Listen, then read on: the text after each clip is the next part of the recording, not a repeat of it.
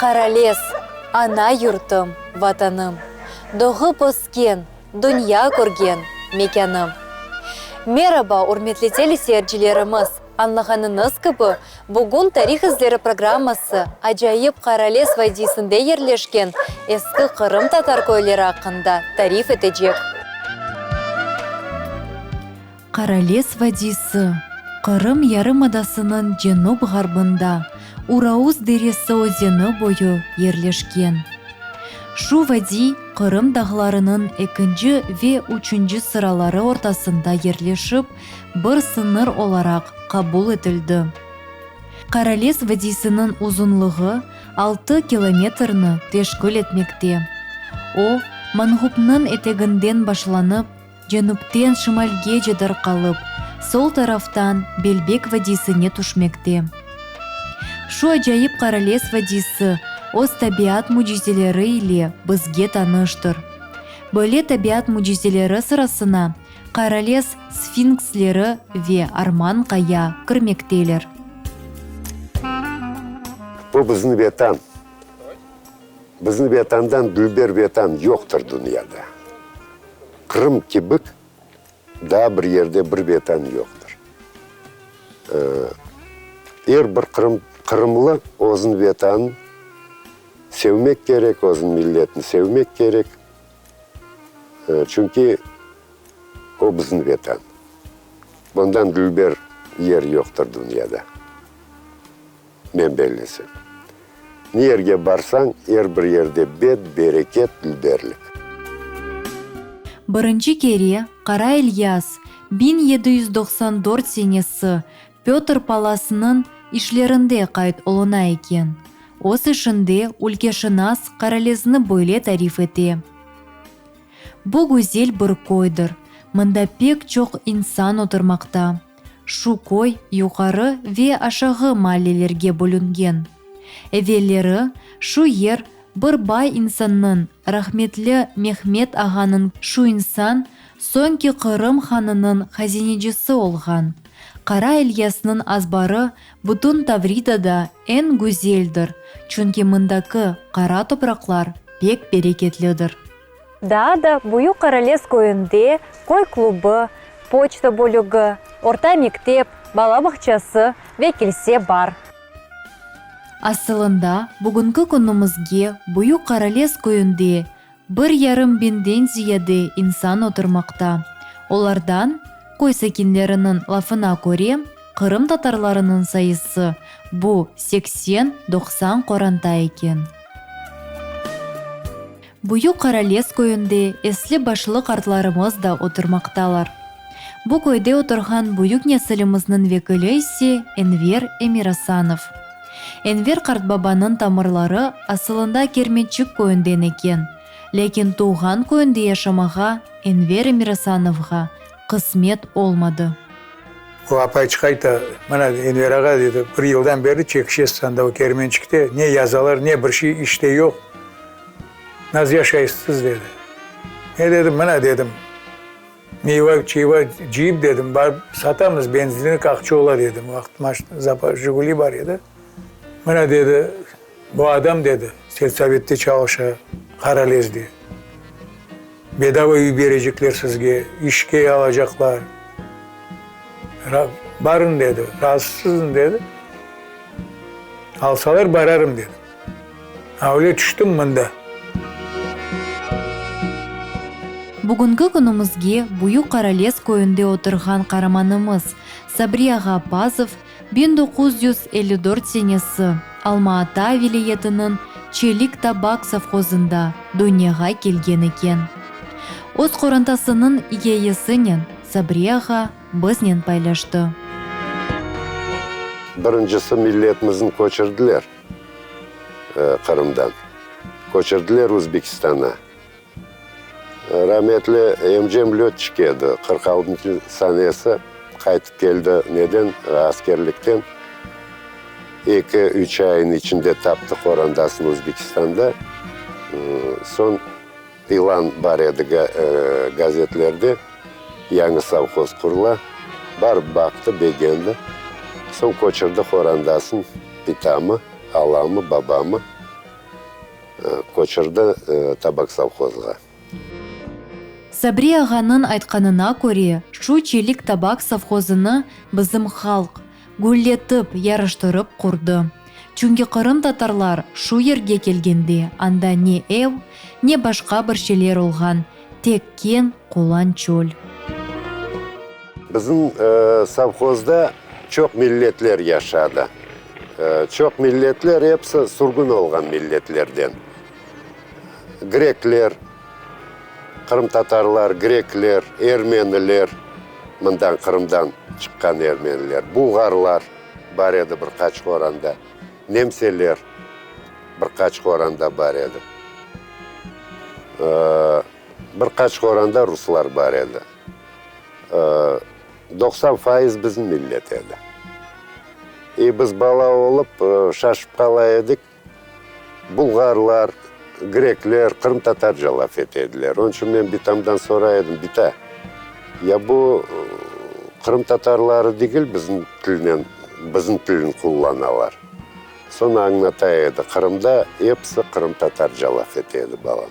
Çünkü mekteplerde dersler Kırım Tatarca veriliydi. Onun için bizim tilin milletler hepsi biliydi. Соңра ise Апазовлар қорантасы 1964 senesi Қырғызстандагы Пржевальск, яғни шымдыкы Қарақол шеріне көче. Анда да Сабри аға тәсіл алып, Ожа зенаатының сайыбы олып, оз көйінде ожалық япқан еді. Ләкин 1988 senesi вахши сұргынлық нәтижесінде дүнияның чешіт ерлеріне түшкен, әлем бойы дарқалып кеткен Қырым татар халқы Оз ана юртына авдет олынмақ үшін аяққа тұра. Әбетте, шу вақытлар Қырым татарлар үшін пек ағыр олған еді. Вемилетіміз оз юртында артқач инсанлар олып, оз ақ ұғуқыларыны қайтармаға тырышайды. Millet başladı koçmaya, ben de barıp расчетini alıp Bismillah deyip Kırım'a avdet ettim, geldim. Geldim Sak rayonuna, anda rahmetli babam ev algan edi. Anda bir iki ay yaşadım, rahmetli dostumdan Osman'dan. Son baktık, bu bizim taraf değil. Çünkü Kırım Tatarları biz hepsi bir milletimiz, Kırımlımız ama üç kabileden bizim millet asıl olgan. Çöl kabilesi, Orta Yolak kabilesi, son Yalıboy kabilesi. Biz Orta Yolak olarak dağlar, taşlar bizge da güzel dep görünüyor.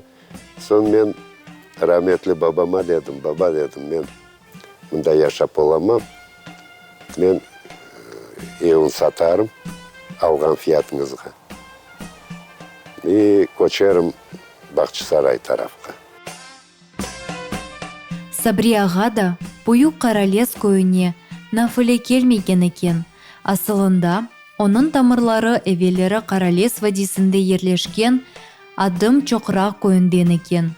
Шунын үшін ватандашымыз тамам оның еждатлары үшін туған олған адым чоқырақ көйіне яқын ерлешкен ескі Қырым татар Бұйық Қаралес көйіне авдет олынмаға қарар берді.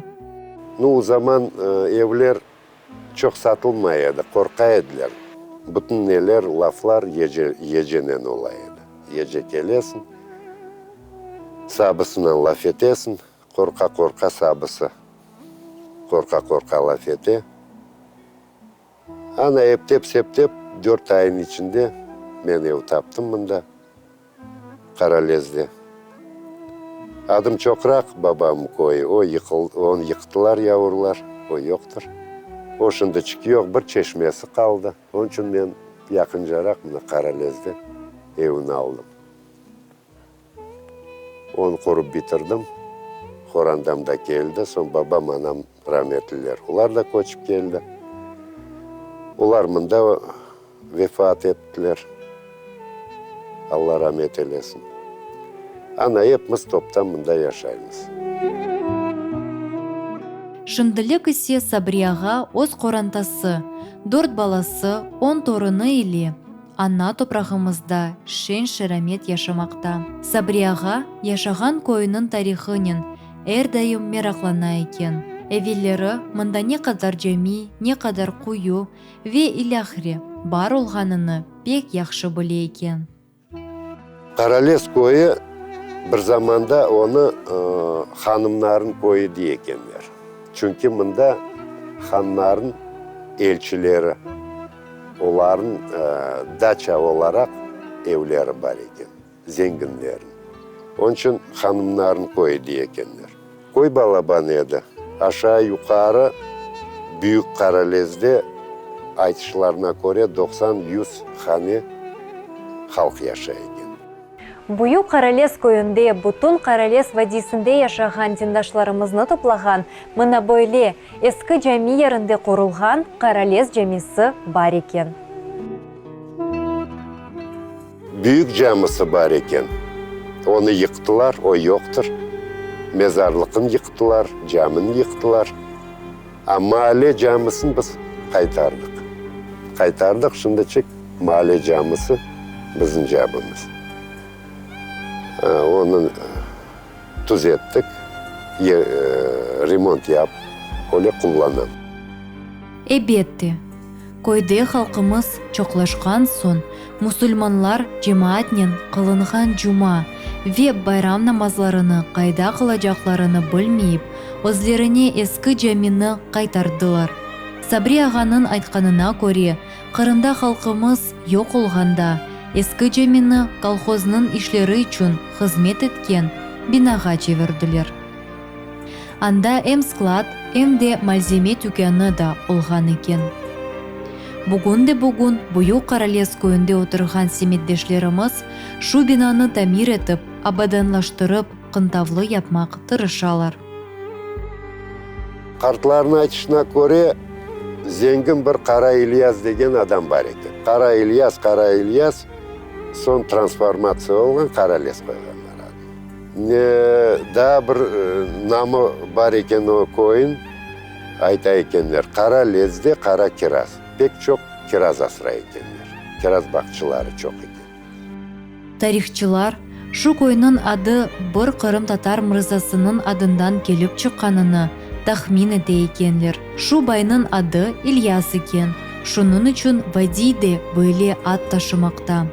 Әвелері Каралесны ашағы ве орта малелеріне бөле екенлер. Базы бір хариталарда оларны асыл, айыры көйлер кібі қайт ете еділер. Петр Паластан ғайыры Қырымны ве айрыжа Каралес вадисыны бір чоқ үлкешінаслар, археологлар, языжы шайырлер ве ресамлар зиярет етіп, шу табиатның гүзделігіні өз ишлерінде акс еттілер. Бөле алимлерінің бірлері бұ Шарль Монтадон ве Анна Москович. Каралес вадисы теркібіне асылында Бuyuk Каралес, Юқары Каралес ве Қожа сала көйлері кірмекте. Тамам Қожа сала көйінде біздің невбеттікі қараманымыз Рустем аға Вахитов отырмақта. Рустем аға Қазан татары олып, 1952 сенесі Қазан шерінде доғды. Фақат вақыт кечтікче анасының Қырғызстанның Пржевальск шеріне көче екен, анда да педагогик университетінде оқып, өз омур арқадашыны Гуляра ханым Апазованы раскетере. После окончания института переехали в Казахстан. Там был был поселок такой, назывался Михайловка. Сейчас у него казахское название поселок Утеген-Батыра. И там я начал работать учителем, хотя уже на последних курсах института работал одновременно, подрабатывал в спортивной школе, подрабатывал даже в институте, тренировал ребят, потому что сам был мастером спорта по классической борьбе, чемпионом Киргизии по борьбе был. И переехали в Казахстан. В Казахстане начал работать учителем, потом заучем, потом директором школы, Михайловской средней школы. Турк сияатчысы Эвлия Челебиде Ос Сияат Нами китабында Мангуб ері ақында бөле тариф ете. Шу қалені бір Женевис явуру құрған екен. Оны Баязид хан Гедик Ахмет ханның қолары ile зап еткен екен. Шымдылық шу қале кефе иелетінің теркібіне кірмекте. Бұ қой девлетке 150 ақче кетіре. Шу қаленің этрафында да 70 дане қой бар. Мында хукумранлар жоқ. Тек қале башы ве 15 қарауыл бар. Раньше приезжали посмотреть Крым, смотрели где-то что-то, а после того, как приехали, мы приехали работать. И вот до сих пор работаем. Строимся. Для того, чтобы строиться, нужно было зарабатывать. Поэтому пришлось работать. Начинали с самого интересного. Никогда не чурались сельского хозяйства. И вот здесь вот завели коров, ходили за этими коровами, начали принимать туристов. Все только начиналось. Здесь где-то 6-7 семей было, не больше. И первую, наверное, такой глоток воздуха вдохнули люди, когда увидели, что мы вот здесь приняли людей. Поставили палатки, домик, крыша, двери есть, пол из ДВП, дверь из ДВП, и приехали поляки. Эмде Эвлия Челеби Мангуб қалесі ақында да мұны бөле тафсилатлы тариф етті. Бұ юксек, бейаз қая үстінде ерлешкен бір қаледір. Шу қаленің чевресі 20.000 адым тешкіл етмекте. Бұ ер тегіздір, шунын үшінде мұнда бір чоқ жиеннем құюларыны андырған дерелер бар. Бұ ерде 3 ерден тазе, теміз су ақып тұрмақта. Работали немцы, но они рассматривали Мангуб как с позиции именно, наверное, политиков Германии искали корни свои, потому что пещеры, которые здесь создавались рукотворные, они очень похожи на те, которые есть в Германии. Потом приезжали сюда, тоже интересно, из Иерусалима, во главе с профессором Дан Шапира, еще несколько профессоров-евреев приезжало сюда.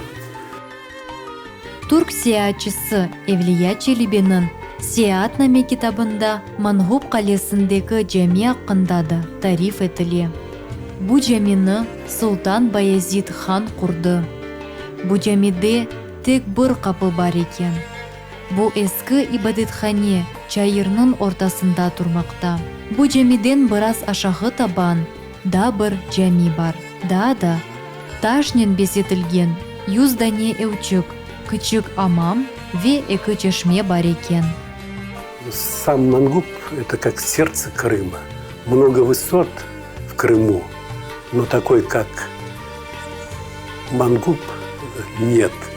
Об этом писал и Эвлия Челеби, об этом писал и Георгий Марков в своей книге «Очерки Крыма». Причем каждый житель Крыма должен ее иметь или хотя бы прочитать, если не иметь эту книгу. Поднимешься на Мангуб, видна вся Качинская долина. Посмотришь на север, видна северная бухта Севастополя в хорошую погоду. Посмотришь на восток, видна Ялтинская обсерватория. Посмотришь на северо-восток, видна Бахчисарайская обсерватория. То есть вот такое уникальное место Крым. И поэтому не случайно там находилось княжество, и князья жили наверху, потому что был очень большой обзор, а крымская земля была дорогая, врагов было много, и нужно было вовремя подготовиться для того, чтобы отстоять свою землю. Рустем аға Вахитов халқымызға мұны бөле жылы сөзлер айтмақ істей. буквально через 5-10 лет после того, как началось массовое возвращение крымских татар, Крым изменился. Он заблестел всеми красками. Появились кафешки, новые дома. И сейчас он растет и процветает. Но уже многие те, кто столько лет жил и ничего не делал, берут пример с тех, кто приехал на свою землю, начал работать и подтягивается, значит, хотя бы до уровня жизни крымских татар. Қаралес вадисінде ерлешкен юқары Қаралес, яғни Шымды Залесная адыны ташыған койде, бізім невбеттегі қараманымыз Венера ханым Темишева оз самими ве муабет қорантасы иле отырмақта.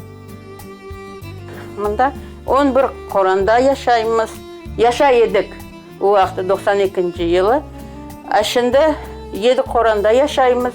Шүкір Аллама бұл күнге де. 3 тәне балам бар. Бүгінге 9 тәне торным бар. Hepsi yerliler, hepsi evlendiler. Hepsi yaxşı yaşaylar. Endi qiyinchiliklar da oldu. Yaşayışta qiyinchilikta ola. Ne yapayıq endi bu kadar şükür Allah'a, şükür. Bu günümüzge de bin şükür. Ona son niyet ettim. Camiye barıp Kur'an öğrenmeye. Bugünden bugün Kur'an okuyup namazlar kılam. Allah'a ibadet ettim. Венера ханымның айтқанына көре, бұл койды сұргүнліктен евел оның қайнанасының айлесі отырайды. Шунun үшін о, оз омыр арқадашы Умер бейінен доз доғырымында келіп чықтылар. Венера ханымның қайнанасы оз яшайышында олып кешкен вақияларының оз келінінің байлашайды. Bizlerin dedi, bizim dedi Uralga dedi, nemet köçürdüler dedi, men dedi anda dedi merhametli babam dedi, men poyuz yoluna işke kırsetti dedi. Meva tatam dedi, buna bu suda nemetip dedi, tahtaların nemet ediler dedi, perevazit ediler su içinde bütün vakti dedi garip dedi.